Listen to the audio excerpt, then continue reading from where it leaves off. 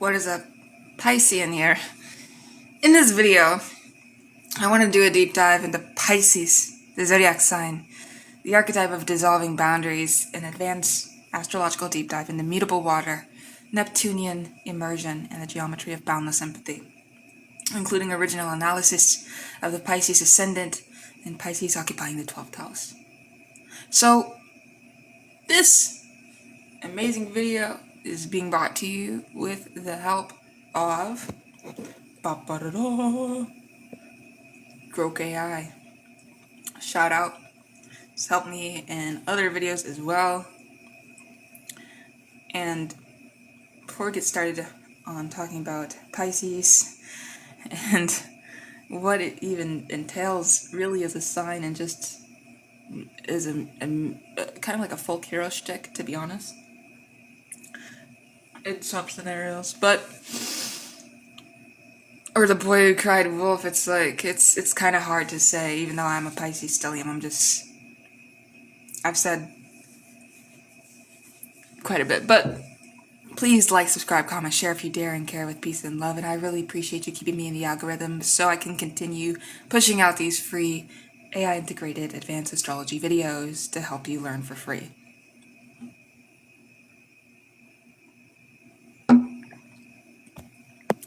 So, in the ocean that contains all forms. Well, Pisces is routinely reduced to the dreamy escape artist, the chronic victim, or the selfless martyr of popular astrology. All of the above, actually. Like, think about Kurt Cobain, Sun in Pisces. He's reduced to being that lead singer of Nirvana, and in all of his songs, you can hear how he's wailing away about certain aspects of his life. The chronic victim or the selfless martyr of popular astrology. And these sketches capture surface behaviors while missing the deeper engine here. Pisces is mutable water, okay? So that's a sign that takes the pure feeling of Cancer and the fixed emotional intensity of Scorpio and subjects them to the law of dissolution, diffusion, and ultimate return. Okay? So the two fish swimming in opposite directions are not a symbol of confusion. They are a diagram of the eternal circulation between form and formlessness, between the particular and the boundless.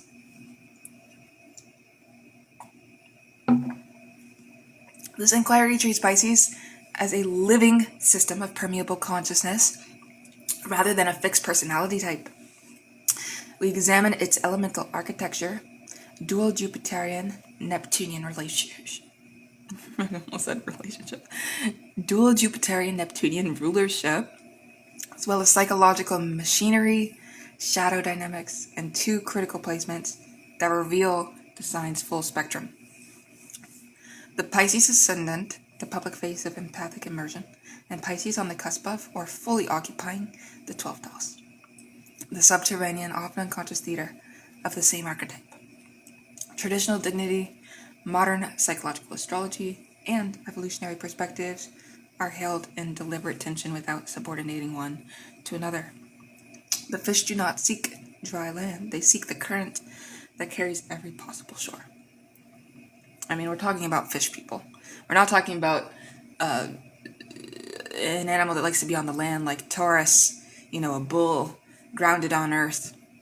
We're talking about fish, especially the other water signs, Cancer and Scorpio, crabs and scorpions. So, we're getting into the mythological and symbolic foundations here.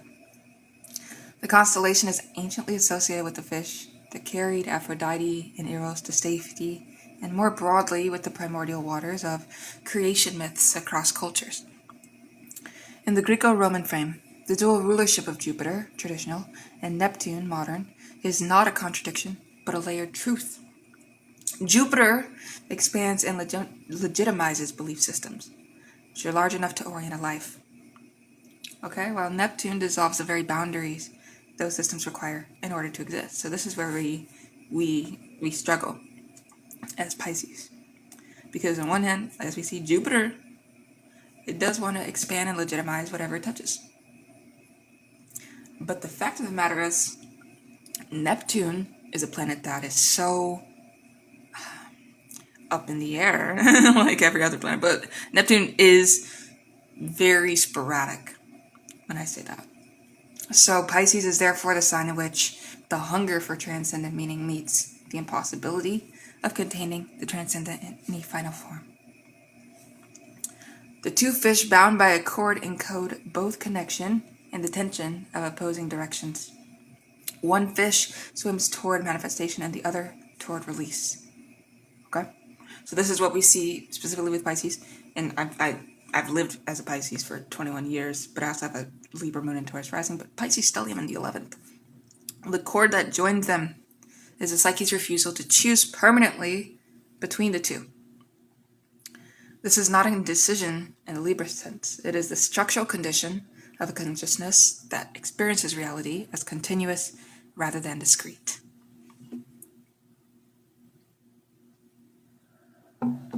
So, this is because one foot's in the water and the other foot's out.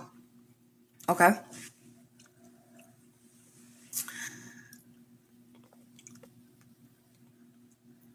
Let's talk about the elemental and modal architecture for mutable water.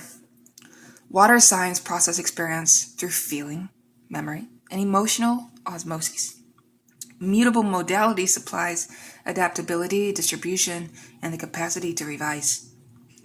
The marriage of the two produces an intelligence that initiates through surrender and then refuses to let any emotional or spiritual state harden into permanence. Pisces is a sign of the second tide, the revised compassion, the devotion that continues after the first object of devotion has dissolved. And this is why Pisces can appear vague or unreliable to more cardinal or earthy temperaments.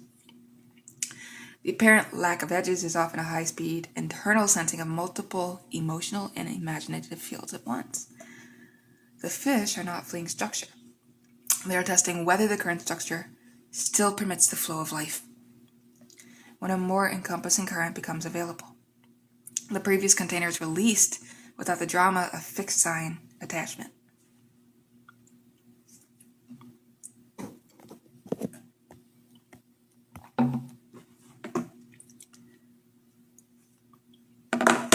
All right, essential dignities relevant to Pisces.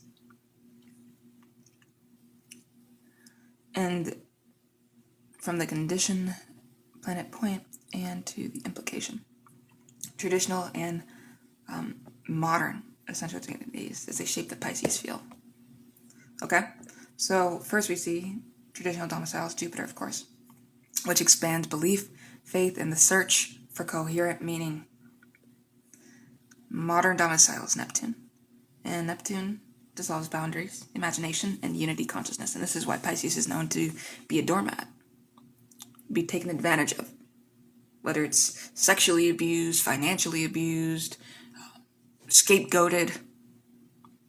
And that's where you develop the martyr complex. Nobody cares about me. Nobody loves me. Nobody wants to see me succeed.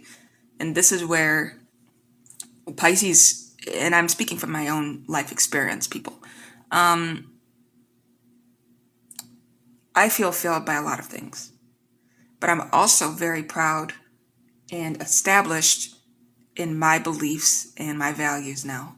After everything I've been through, I find myself praying. I find myself talking to my higher power. And that's what I need right now. And a lot of us do. So, exaltation. It's exalted Venus.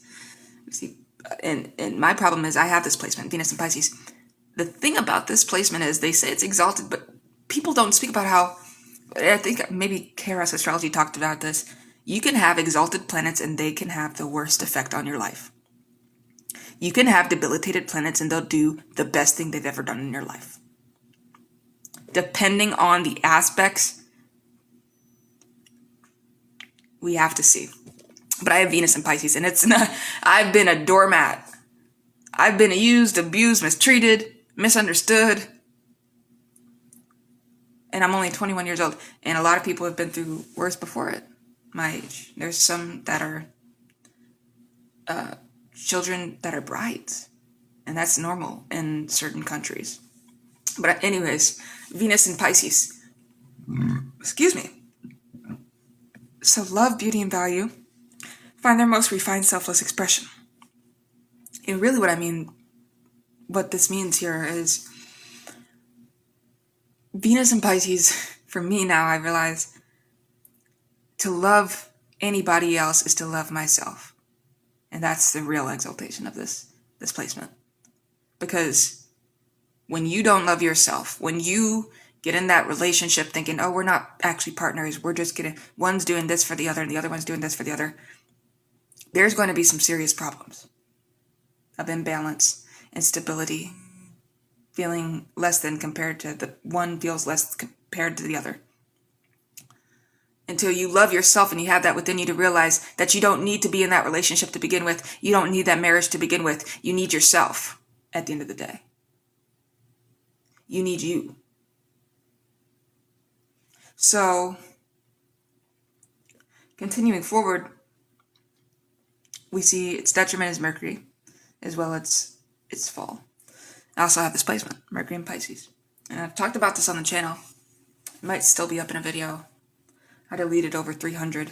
But Mercury in Pisces, linear cognition and sharp discrimination are strained by diffusion. Is it hard for me to retain information? Technically, yes, because I was addicted to Benadryl since the ages of 16 until 19 when I was in the homeless shelter. Abusing Benadryl, confusing myself, nodding out into these moments of delirium. Check out my video on Benadryl from when I first started this channel. Check it out. So Mercury in fall is essentially, these are going hand in hand here. The same Mercury difficulty intensified, facts dissolve into the atmosphere. Not everything all the time. Like I can understand and have a conversation like a normal human being at the age of 21 years old, but Pisces is what learned helplessness. Being infantilized, which I've struggled with as well. Not being shown how to do things properly and then being set up to be confused in various aspects. It all starts at home, to be honest. Every placement you have, you can trace back to your childhood and say, oh, put the pieces together and realize, yeah, it makes sense why I have the placement that I have.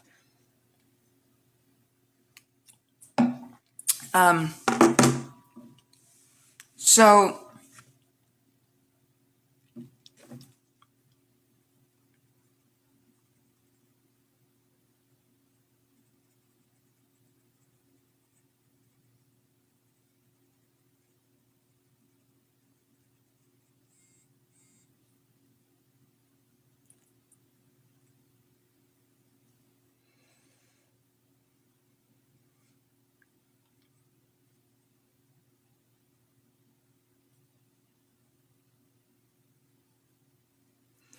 all right. Moving on to the Pisces psyche, permeability, empathy, and the oceanic function. So, from a depth psychological standpoint, Pisces constellate the archetype of the mystic, the artist, and the sacrifice. The native experiences selfhood most vividly when the ordinary boundaries of the ego become temporarily transparent through art, devotion, compassion, altered states, or identification with collective suffering and joy. This is not mere sensitivity. It is a structural feature of consciousness, a consciousness organized around the oceanic function, the capacity to feel itself as continuous with what lies beyond the skin, because we're all flesh beings. I mean, not all of us. Hey, AI, there's robots, that are not, of course, flesh beings, but I'm talking about the humans. The human trying puppets, the trying mortals. Because as mortals, we can try, and oh good Lord, you'll try. But you can't ever offend everyone at the same time. Alright, so, anyways. The cost of this gift is a chronic vulnerability to inundation. When the external or internal waters rise without adequate containers, the native can experience ego diffusion, confusion of identity, or the compulsive need to escape into fantasy, substances, or self-erasure. All of the above people have experienced. The evolutionary task is therefore to develop the capacity to open without dissolving, to feel without becoming the feeling, and to serve without disappearing into the service. Because what is Pisces? The opposite of Virgo.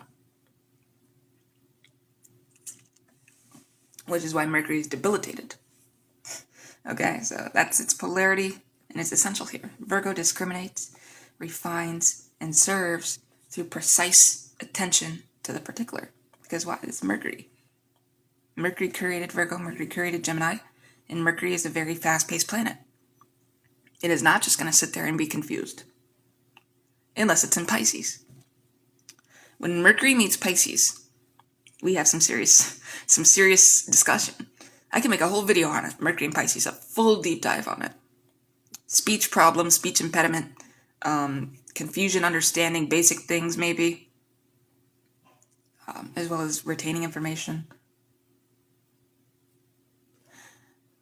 Pisces unifies, it dissolves, and serves through identification with the whole collective. Collective consciousness, that's Pisces. As soon as I walk into a room, I can pick up the atmosphere, have an intuition on spark, and feel like, whoa, lit up.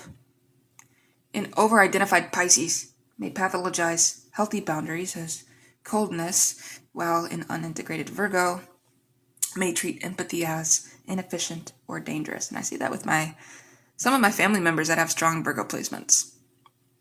Like, why would I be nice to you? I gotta give you tough love so you get out there and work for somebody else that isn't yourself. The reconciliation of the two is one of the great alchemical works of the mutable axes. It's the capacity to be both precise and permeable, both useful and surrendered.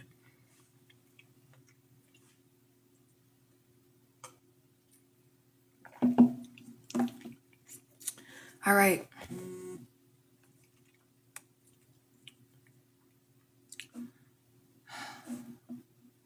Text it back and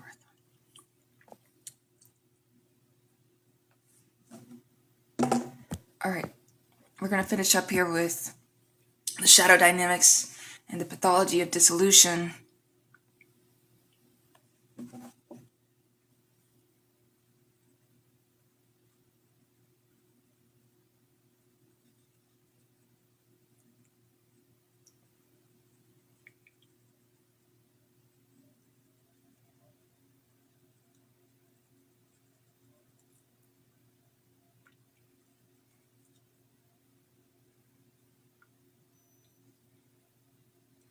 All right, so every archetype, sorry, I'm getting distracted here, it carries a shadow. All right, everyone should know this.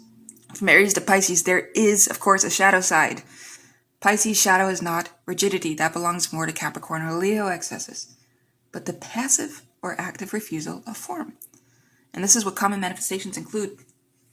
And you'll hear about these quite a bit, and I've experienced these, as we already spoke about briefly: victim identification and learned helplessness, where the native becomes addicted to the role of the one who suffers, because suffering guarantees emotional contact and absolves responsibility for shaping reality. So we have to be mature in this life. We have to be grown-ups. And a lot of us don't want to do it, including myself. Because why? It's hard. It's hard work. It's stressful being a human being. It really is. But hard work pays off when you're working for yourself. I believe it. I can see it. I can dream it. I can make it happen. And that's why we're here today, bringing you more content.